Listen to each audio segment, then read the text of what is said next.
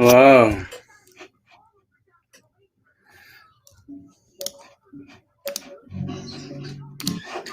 Are you enjoying Paw Patrol? Well, you can enjoy Paw Patrol while I read us the paper, if you like. You got multiple options for content stimuli. Paper, Paw Patrol. I can't guarantee that at some point during this read, my daughter isn't going to kind of get a little wild and, maybe act up a little bit. Which is okay. She's having her milk.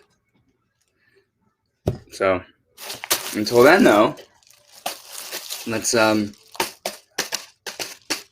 the paper together. Let's get right to it.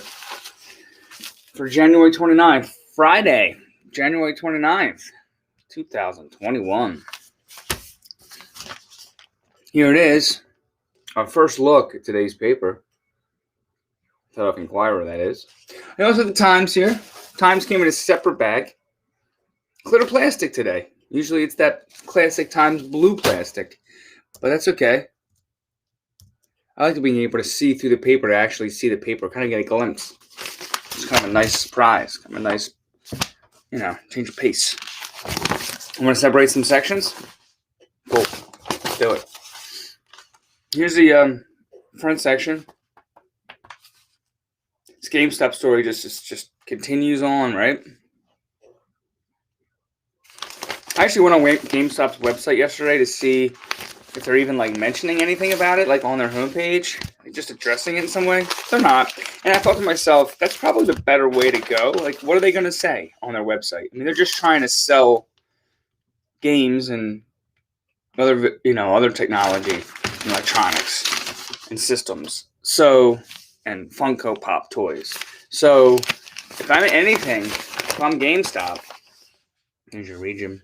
It's supposed to be cold and maybe snowy in the coming days. We'll see that in weather soon.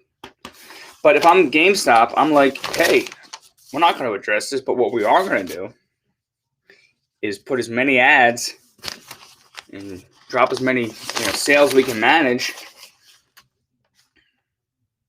on our site, because we know we're going to get a lot of traffic. It seems like that's what their plan is. I think it's a good plan.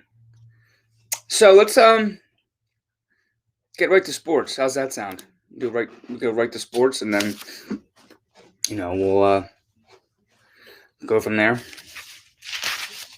Flyers won last night. We were watching that last night, I believe, a little bit. For any of those that like video games, I play some video games sometimes. I stream some video games, and last night watched a Flyers game as well. So we watched them win together and play video games at the same time. 3-1, Devils. Looks like there's a little bit of over to the Devils, excuse me. It looks like there's a little bit of report here on Carter Hart, and I guess that's the lead they're choosing. Hart remains under control. Goalie stopped 33 of 34 shots. Michael Raffle scored the go-ahead goal. Sam Trachidi. There was no temper tantrum from goalie Carter Hart. No broken stick being heaved. No bad goals allowed. Hart, rebounding from a forgettable game, stopped 33 of 34 shots Thursday night, as the Flyers outlasted New Jersey 3-1 to complete a 2-game sweep at the Prudential Center. Quote, the first 2 periods were our worst, and Hart, kept us in it, Giroux said. Flyers were outshot by a 34-17 margin, have 15 third-period goals, tops in the NHL. All right, sweetie, you got your capacity here if you need it. You want to move you down a little bit? How about this? It's a bit too close to the TV. How about this?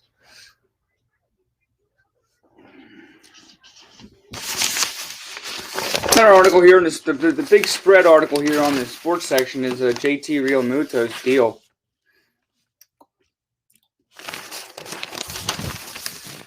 If you want to read more about that, Also, we were I mentioned in the read yesterday regarding this this possible flagrant from LeBron against the Sixers a couple nights ago. It looks like Embiid,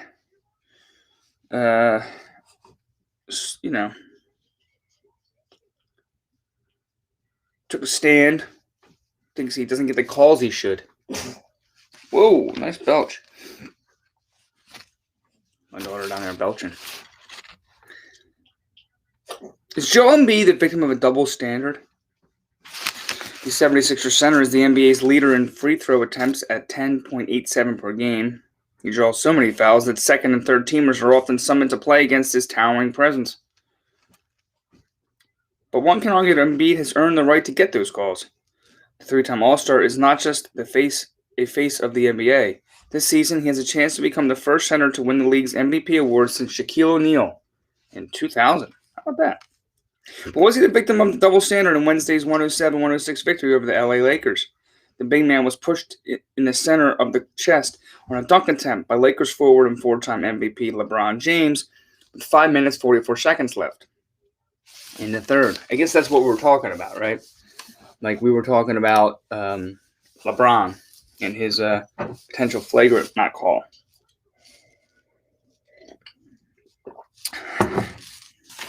Looks like he's dealing with Embiid some back tightness. He landed flat on his back and stayed there for a couple of minutes. Oh, so James was given a flagrant foul 1, called Embiid thought was too lenient. We'll see if Embiid's going to bounce back from that back tightness tonight against the T-Wolves, 8 p.m.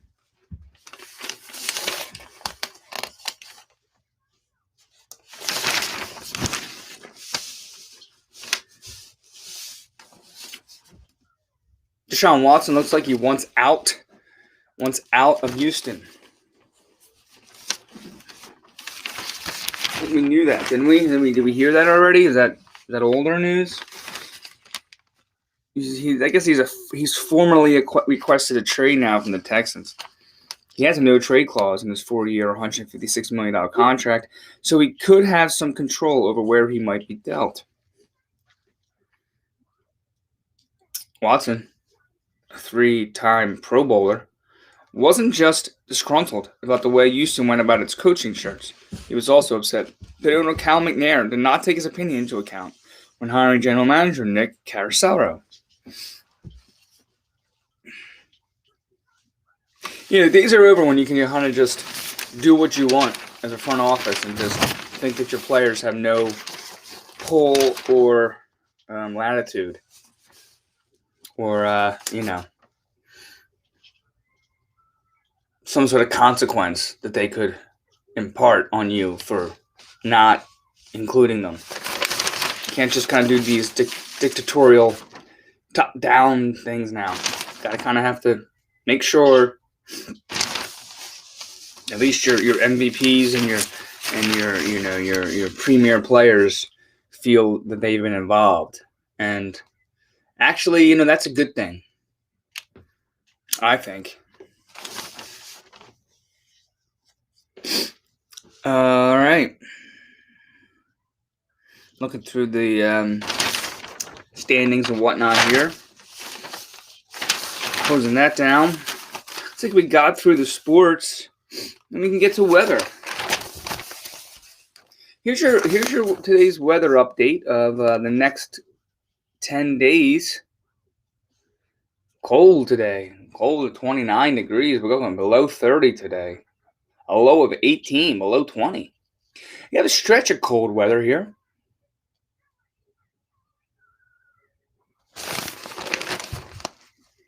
With some snon on the way on Sunday night into Monday. Make sure you get your eggs, your milk, your bread. Get to the store.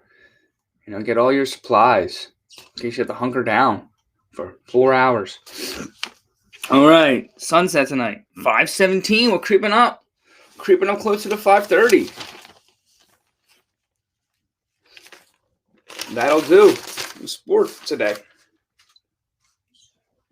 Let's get to region right now, huh? Norwegian! As they say, or as I say. Woo! What do we got today in the region? School board wants gains in reading. With most third graders not at grade level, new monitoring has been set. This is the Philadelphia School District I'm looking at. Only 33% of Philadelphia third graders read at grade level. And the school board wants to know what Superintendent William R. Height is going to do about it. Yeah, that's a low number, 33%. Reading at third grade is significant because it is a measure of how well the district is educating its children at all grade levels. Last year, the board adopted a goal of having 62% of third graders reading at grade level by 2026. They're going to add another 30%, another third, a little bit under a third.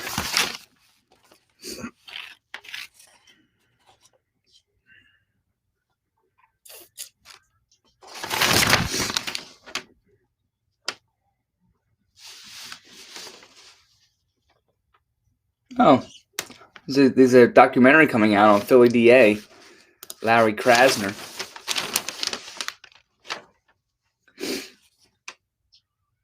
In a tone-setting scene near the start of Philly DA, a documentary series about his 2017 campaign and first term in office, Krasner urges his team to move swiftly to avoid, quote, falling in the pit of how other government agencies are stymied by meetings, and committees. Quote, we're here because we're different than that, Krasner says. A lot of the entrenched power in the city around these issues believes in these things based on ideas that they formed 25 years ago, right? And they are going to attack us for doing different things. And then we make decisions we have to own, for better or worse. Clout previewed the first 2 episodes of the series. A behind-the-scenes view as Krasner, a longtime civil rights and defense attorney, faced constant tension with the prosecutors and police officers he spent 3 decades fighting in court. The series premieres Tuesday and Wednesday at the Sundance Film Festival and will air nationally starting April 20th on the PBS program Independent Lens. I'm interested in that. I mean, Krasner came in as a maverick of sorts. Very much a proponent of whether I'm not saying that right or wrong. I'm just saying he came in as a proponent of really the rights of defendants, and I know he got flack from victims for his some people will claim leniency on prosecuting. So I'm curious.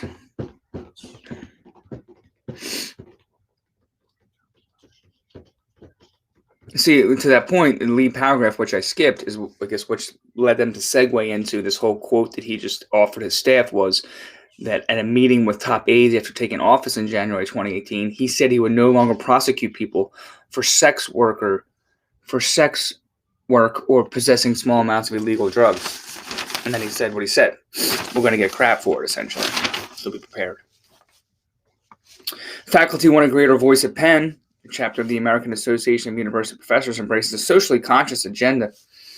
There's a new group on campus at the University of Pennsylvania. Members say their goal is seeking greater voice for faculty and pushing the school toward a less corporate and more socially conscious agenda. Quote, we are meant to be the heart and soul of the research and educational mission of the university, but increasingly that mission is being consolidated into a few central offices on campus, said Subir Kaul, an English professor and president of the newly formed chapter of the American Association of University Professors, a professional association. More opinions to listen to for the leaders, for the leadership. Oh no, I don't see any Carolyn today. At least not in the region. Maybe it's in life, but I do see, what we always see at the end of the region is peaceful time. All right, Grace, we're going to do a little peaceful reading now. Look at some of the obits. See who passed. Cicely Tyson, who we know, maybe. Gifted actress who triumphed on her own terms. Passed away at 96. And she is. Recognize her? Others who passed, more less well-known people.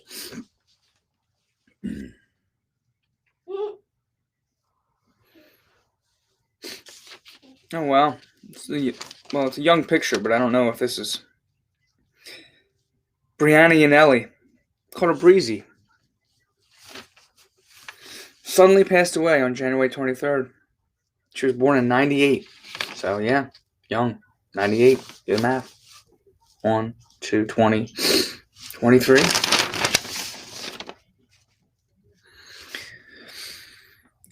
She was a resident of South Philly. We remember as a pretty young, beautiful, colorful, caring person with a huge heart. Was always the life of the party. For a young age, she traveled extensively throughout the United States.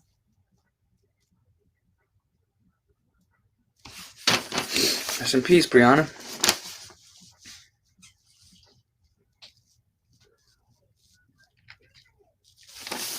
Like I said before, this is a quiet time of the read. Not meant to be overly humorous, comical, super exciting. It's meant to be peaceful. It's meant to be slower.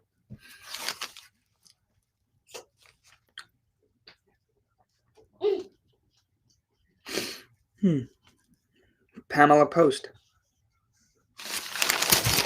Pamela.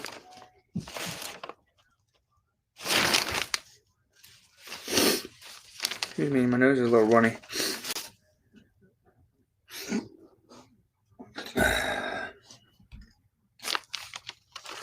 She lived life to the fullest by pursuing her passion for travel, which she shared with her parents and later her siblings, friends, nieces, and nephews.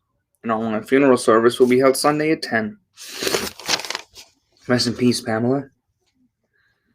Oh, Thomas Mullen, young, 56. Passed away peacefully at St. Luke's Hospice House. He traveled many places. He was employed at Gennardi's, Salvation Army, and finished his career at Bark Developmental Services, where he inspired and touched many hearts. Thomas loved and was loved by everyone he came into contact with. His personality and sense of humor were infectious. May his spirit continue to live on through all that loved him. I wonder what was going on with him. He passed away at St. Louis Hospice, 56, so.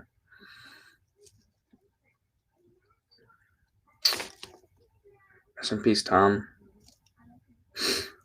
Okay, well, all these people deserve a rest in peace. All right.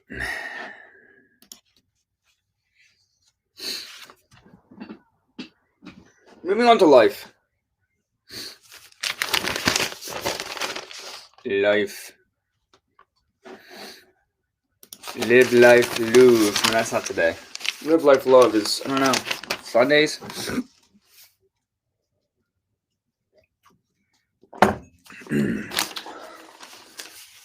Hey, Grace, what do we have today in the life section?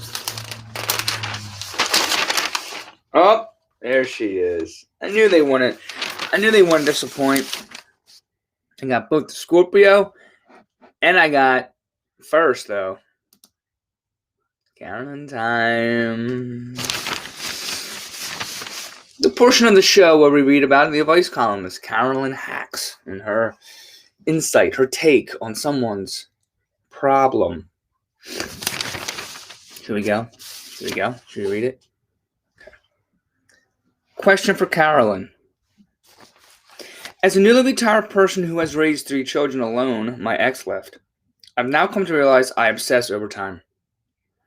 There has always been a shortage of it, with mandatory overtime at work, a century-old home needing lots of attention, and 3 active kids. I became an engaged observer of whatever it was I was doing, how much time it took, its outcome.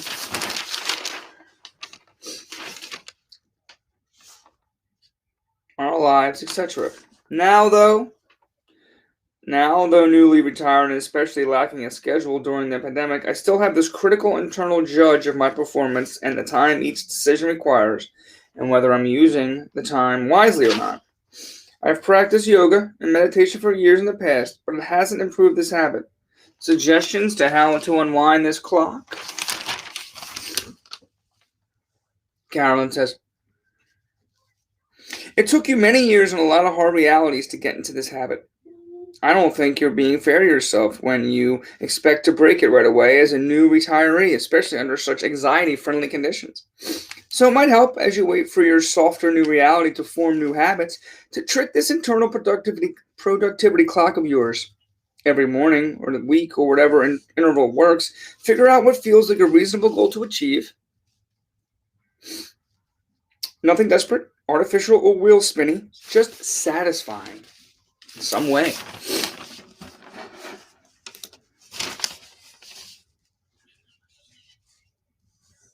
Today I'll blank. I want to start blank by the weekend. So today I'll blank. It doesn't actually say blank. It's like a dash. Insert what you want to do here, essentially. I'll do chores and yoga this morning to free the afternoon for blank. This isn't to make you busy again, just more focused. But if busy isn't the worst thing, then try on some longer range, goal-oriented diversions. A craft, a class, a volunteer gig, a toe into waters you never gave yourself permission to test. Convince your inner critic that you have a purpose, or just engage your mind more reliably. Absorption in a project makes it almost impossible for minds to dwell on themselves. A couple more paragraphs here, but I think we get the gist. Thank you, Carolyn. I think that's solid advice for anyone maybe struggling with so many things to do, so many options, so many tasks. How do we segment? How do we conceptualize all we have to do in a way that doesn't make us too anxious? If you'd like to read the 3 other paragraphs, you can go to either to WashingtonPost.com, because Carolyn is in syndication, or Inquirer.com. Till tomorrow's Carolyn column, we'll move on to, could today's horoscope continue the trend of somewhat close to predicting, or at least close to what's going on in my life, in the life of a Scorpio? It's been pretty close the past couple days. It hasn't been completely bogus. All right, Madeline, what do you got? There could be a new authority and challenges affecting your career. Communication is delicate today. Be cautious when speaking or writing about controversial topics. I'm speaking right now. Who knows what's going to come up in the next couple pages here? I should be cautious about how I approach it, depending upon what it is. Madeline's making up for some lost time with these bogus scopes. She's been balancing the scales. And there is your life section. You can read the articles I did not read, as well as plans for, I guess, future days by visiting, again, Inquirer.com. Or, even better, subscribing to the newspaper yourself. Support the news. Support printed news. That's what I'm saying. We're at the last section today. You all right, sweetie? You okay? I'm gonna pick up my daughter here. She's a little bit out of wax. Come here. You all right? You sleepy? You sleeping? Want to help me read the Inquirer front section? Yeah. Is that a smile? Yeah. You smiling a little bit. Yeah, a little bit. Help me read this? Yeah. Want to help me read this? Okay. We're not going to do the GameStop. I'm going to move from that. I'm going to flip the page. Democrats rebuff calls to divide $1.9 trillion in aid, with Republicans wary of a sweeping measure. The legislation could go through without them. Democrats in Congress and the White House rejected a Republican pitch to split President Joe Biden's $1.9 trillion COVID-19 rescue plan into smaller chunks on Thursday, with lawmakers appearing primed to muscle the sweeping economic and virus aid forward without GOP help. Despite Biden's calls for unity, Democrats said the stubbornly high unemployment numbers and battered U.S. economy leave them unwilling to waste time courting Republican support that might not materialize. Biden has been appealing directly to Republicans and Democratic lawmakers while signaling the priority to press ahead. So what exactly is the plan? I mean, I'm looking a little bit to see, what the specs are on it. Success would give Biden a signature accomplishment in his first 100 days in office, unleashing a $400 billion to expand vaccinations and reopen schools, $1,400, direct payments to households, and other priorities, including a gradual increase in the federal minimum wage to $15 an hour.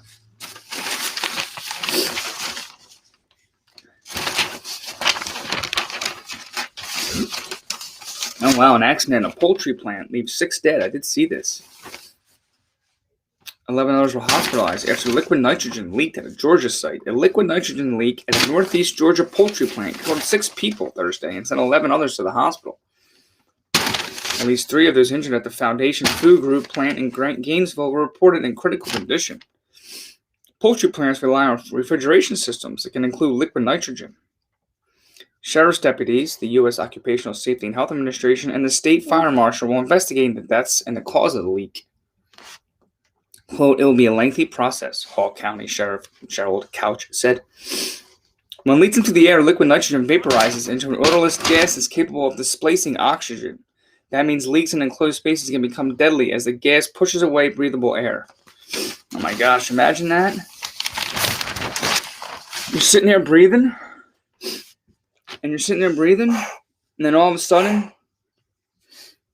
you can't anymore. I was like, what's going on? Nothing's changed. I'm just breathing, but I can't get any breath. I can't get any oxygen. Oh my gosh, that has to be just a terrible way to go.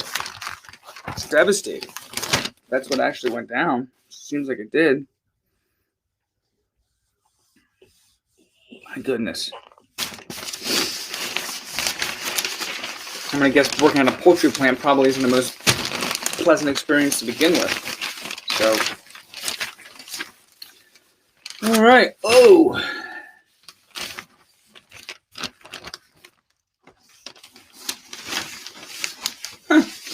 Interesting little story here. Stranded drivers stuck in the snow in Oregon, healthcare workers, during a snowstorm. They had leftover vaccine doses, and so they started whipping them out and giving them to other stranded drivers. After a day of giving coronavirus vaccinations, Michael Weber and his team were headed back to Grants Pass, Oregon to administer their last doses when traffic suddenly came to a halt. Authorities had closed the snow-covered highway because of a car accident. But Weber and his team of 20 staff members and volunteers didn't have that much time Tuesday night to use the 6 Moderna doses they had left before the vaccines expired. That's when Weber had an idea. If he couldn't make it to the clinic on time, he could bring the clinic to 6 other drivers stranded on the highway. I decided to start going door to door, car to car, offering the vaccine. The impromptu vaccination session amid a snowstorm is the latest example of healthcare workers scrambling to make use of leftover doses during a sometimes chaotic rollout. After consulting with his team, Weber and 4 staff members trekked through the snow, knocking on car windows in search of 6 lucky arms. One team member carried a bin with the vaccinations, alcohol, gauze, and other medical supplies. Weber, who was in charge of the vaccine paperwork, carried the forms inside his coat. But finding 6 people who wanted the shots wasn't that easy, I'd imagine. Quote, "We were a little nervous because not a lot of people in this part of the state are eager to get the vaccine at this point in time." Come on, Georgians. Come on, Georgians. See? She knows. Get your vaccines. It took Weber and his team about 45 minutes to administer 6 vaccine doses. We went through a lot of cars before we found 6 doses. But to be fair, I mean, if you're just stranded in the snowstorm and somebody comes up and is like, "You want this needle in your arm?" You're going to be like, window up, doors locked, staring straight ahead. Please move on. Weirdo? No. The last person to get a leftover vaccination was a woman who didn't make it on time to her appointment earlier that day. It was meant to be for her. Wow. That's pretty cool. Some were like, I'm sure, yes, please. Others were like, get away from my car. Now.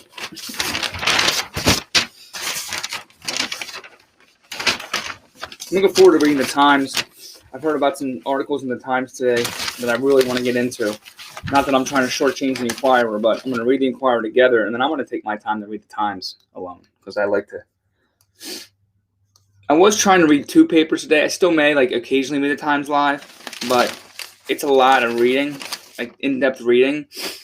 So, not that the Inquirer is a rag, as they say, but Times is a little more an investment. But anyway, I'm looking forward to it because I'm looking at it over here, and I'm going to dig in a little bit later. I'm going to dig in, right, Grace? You can read it with me if you want. Just maybe not on. Just maybe not live. Almost done. American has an $8.9 billion loss for 2020, a record. Airlines. American Airlines, Philadelphia's largest carrier, lost $8.9 billion during 2020 when COVID-19 pushed the air travel industry to desperation, including $2.2 billion to finish the final quarter of the year. It's a serious loss. $8.9 billion? Eesh. After losing nearly $100 million a day in April. A day! The Fort Worth-based carrier managed to cut its losses to just $30 million in the fourth quarter, often through drastically reducing schedules, government aid, and employee leave. You see the GM has vowed to end gas and diesel vehicles by 2035. It's a big deal.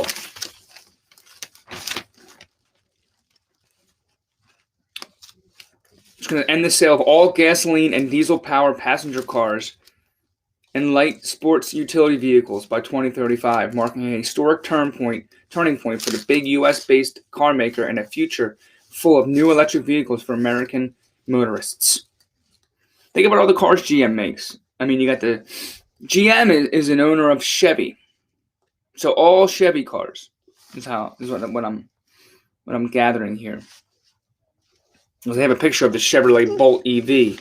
So my guess is if the Chevrolet Bolt EV is pictured, then it's a GM car.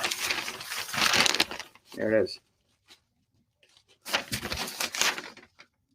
That's cool. I like helping the environment. You like helping the environment too? You little silly babes. That was not bad. We're at the end, sweetie. We made it. Made another read. Then we got to get you ready to go to school.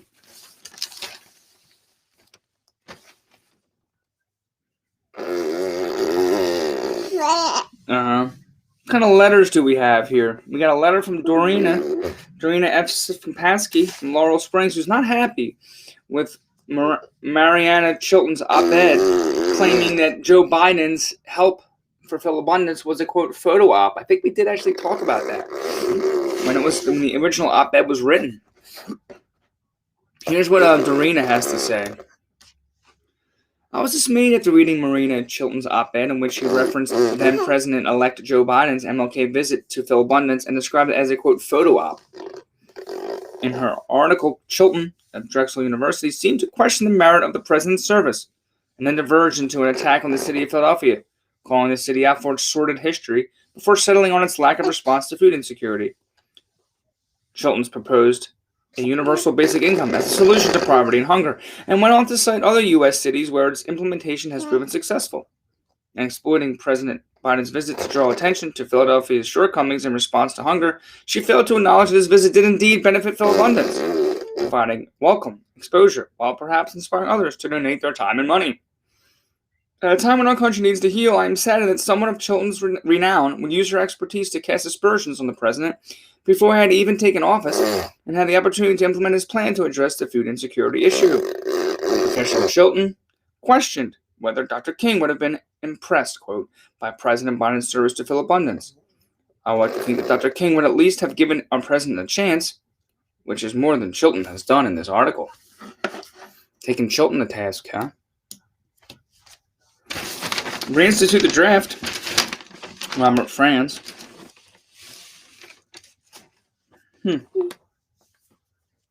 Okay. One-sided recommendations. Bob Leopold. Taking on Mark Thiessen. Tom Goodman. Philly vaccines mishandled. Mary Goldman from Conservation Corps. Joe Murphy, past, present, and future. The more things change, the more they stay the same. Remember the words of then-candidate Jimmy Carter after accepting the 1976 Democratic National Convention nomination to run for president. Quote, "Our country has lived through a time of torment. It's now time for healing. It's time for America to move and to speak, not with boasting and belligerence, but with quiet strength. To depend in moral affairs, not merely on the size of an arsenal, but on the nobility of ideas, and to govern at home, not by confusion and crisis, but with grace and imagination and common sense." This was over 40 years ago, and it describes America today. I feel confident that these words are embedded in Biden and will guide him and us. Let's hope they never have to be said again. Nice concluding letter from Mr. Joe Murphy. You can also read, if you like, March for Life, More Important Than Ever, lead editorial, or one lead editorial by Ryan Navarro. Works as a therapist with the University of Pittsburgh Medical Center. And then they're doing a pro and con. They're asking, with Dems in control, is it time to abolish the filibuster? Someone's saying yes. It allows one senator to stop legislation. That person is Carolyn Fredrickson, senior fellow at the Brennan Center for Justice. And no, reform it instead of killing it outright. Mark Strand, president of the Congressional Institute, a nonprofit organization that looks at the operations of Congress. If you want to know which take is the take you agree with, go to Philly.com, Inquirer.com, and read each take and make a decision. Okay, we did it, Grace. We got through a read. Listen, it's the weekend, so enjoy your Friday night, your Friday, and I should be back tomorrow. I'll do a Saturday read. Sunday reads are a little bit later in the day, but a full week of reads is behind us. I appreciate those that have joined us. I hope you got a little information out of today's read, and we'll keep it going. All right?